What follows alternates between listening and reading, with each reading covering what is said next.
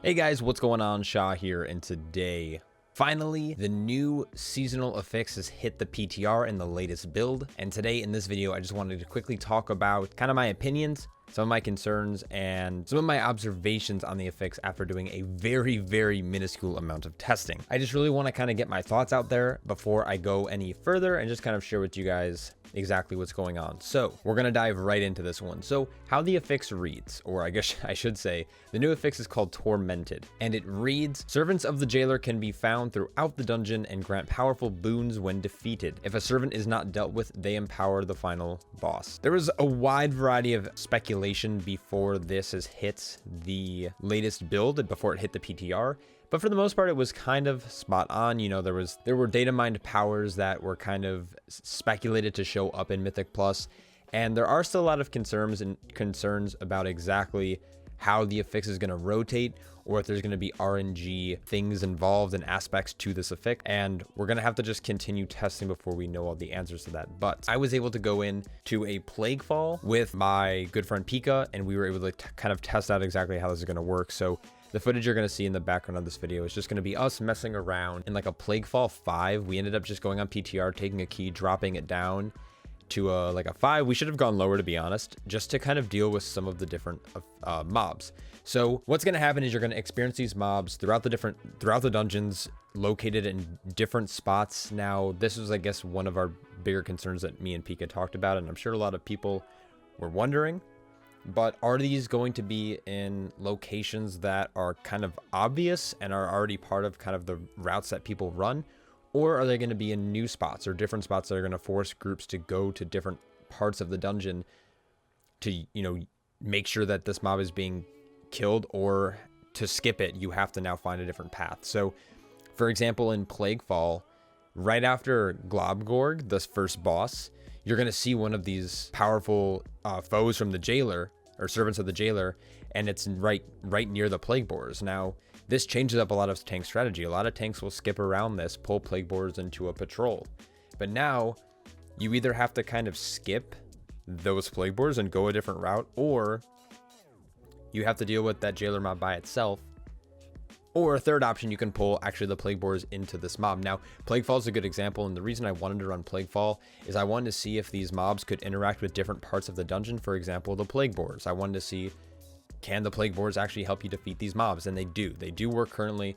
Who knows if Blizzard's going to change that, but if they do, you're going to be able to handle, I think, 2 of these mini bosses with the plague borers, which is kind of cool. And then I wanted to see exactly like how they were located or where they would change their route up. So Plaguefall was a good key because we were able to kind of like run through the dungeon without having to kill bosses to see where these guys were positioned, and we were able to skip around a lot of the mobs. So that's the main reason we picked Plaguefall. So when you engage with these enemies, they typically have like 2 notable mechanics. They're going to change from servant to servant, from mini boss to mini boss. I will eventually, hopefully, do a full like kind of in-depth guide to exactly how each one's going to work, but they typically have some kind of like tank buster mechanic, followed by with like some group targeted mechanic. So for most of these, it'll be a tank buster cast followed by, you know, like a group cast. So it's going to like target a ranged player or a melee player and like, you know, put a bleed on them, or make them take AoE damage of some sort, or like freeze them in place, or something along those lines, right? Like, so it kind of rotates between the groups. So they're kind of routine, what we've expected from mini bosses in the past. So nothing too crazy there. Something else about these mobs though is that they have like an aura to them, and these aura kind of resemble how the Torghast lores work. So for example, the Soul Forges. There's a Soul Forge kind of mini boss style mob that's going to just make your group take periodic fire damage during the fight. So during in that encounter with the mini boss, you're going to be just taking AoE damage, so your healer's going to have to pump. There's also one that makes your group take more physical damage. This is going to be pretty scary, mainly on the tank, but the assumption is if you skip these mobs and you don't kill them, the final boss of the instance is going to gain their power. So in certain dungeons, this might be okay because, like, for example, the last boss of Halls of Atonement is mainly magical damage on the entire group. It's shadow damage, so this is a mob you could, in theory, skip. And the physical damage, it's like only if you get hit by statues, right? So what mobs you're going to skip is going to depend on, I guess, like more or less of the final boss, or your group's ability to just like keep up with the healing requirement or the damage requirement to either kill a boss. One of the other mobs like slows you by 50%. So during a fight like Margrave, this might be a pretty scary boss because you're going to be trying to dodge tentacles, but you're slowed by 50%, so that might make it pretty difficult to do that. So depending on which dungeon is going to be which boss you're going to kill. Now, wasn't able in this Plaguefall run get to the last boss. We just kind of ran out of time. We just wanted to jump in really quick for like 30 minutes and kind of test around, play around. So it could be a nerfed version of the ability, but we're going to assume that it's going to be the full one. But again, I'm sure there's going to be tons of content creators out there going through the specifics of all this stuff. So I'm hoping to do a video soon about that. But for now, that's kind of most of the information that I have. So some of my just, I guess, main concerns is, are these going to be random? Are they going to change from week to week? Like the positioning, I guess, where the mobs are going to be. So again, I just looked at Plaguefall. They seem to be in okay spots, though, because they're in okay spots where the route normally would like take you. It's going to change down cooldown timings a little because you're going to have to deal with these mini boss mobs. But on top of that, like if you don't want to deal with them, now you have to change your route completely, which I'm always for that. But what I don't like is like in Halls of Atonement is one of these mobs just going to be in like a really weird side, like when you're heading up to, or like once you beat Halkias, the first boss, like is there going to be one on like the far right side past like one of the like Stoneboard patrols? Like that's going to get really awkward, and that's what I don't want to see from this Affix. Again, like I've only tested Plaguefall, so I'm not sure yet. I still have to go into all these different dungeons and kind of scout them out. But that's a primary concern. And then the other concern is kind of like, are they going to rotate? Is it a bi-weekly rotation? Is it a weekly rotation?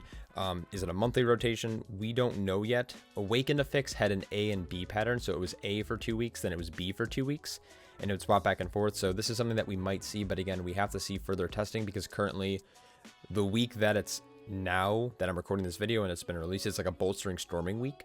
So we're going to have to see what it looks like in 2 or 3 or 4 weeks from now to see what the Affix rotation is going to look like. The only other concern too that a lot of people have put out there is the RNG of these powers. Now, I got an insane power during this run. It was like the Stygian King's Barbs or something like that. It did so much damage. It was ridiculous. Every time something like meleeed me or did physical damage to me, I would like hit them for like 2k shadow damage. So in bigger pulls, insane threat generation. But even when it wasn't bigger pulls, like single target boss fights that just melee fast. So for example, like Domina, Venom Blade, the third boss, I did like 5k single target as a Guardian Druid to this boss. It was nutty. So my other concern is like, are the powers going to be RNG? Is it every time you go into a run, is it pooling from, like, is it reaching into a pool and just like assuming you're going to get, you know, 3 of like 15 different powers, and then you have to choose and depend on that. So similar to Torghast, you're going to be able to pick up a power. You don't have to take it right away. You can like hide the user interface and possibly continue the dungeon with, and then you can make your decision on which power you can kind of communicate with your group. But in a pug setting, this might be kind of difficult to try to coordinate. You're going to have a pretty big time loss if you're trying to like type out like, hey, I got these 3 powers. Which one should I take? But we're going to definitely see a development of what's going to be meta. So that's the other concern. So it's mainly placement, and then the RNG nature of either the placement or the powers we're going to get. So further testing is going to come.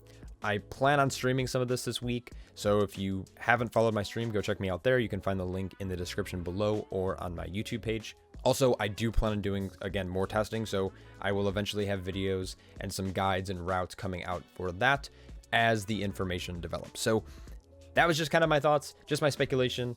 Let me know what you guys think of this new Affix down below, and I will definitely be staying in touch with all of you guys. So thanks so much for watching, and I will catch you all in the next one.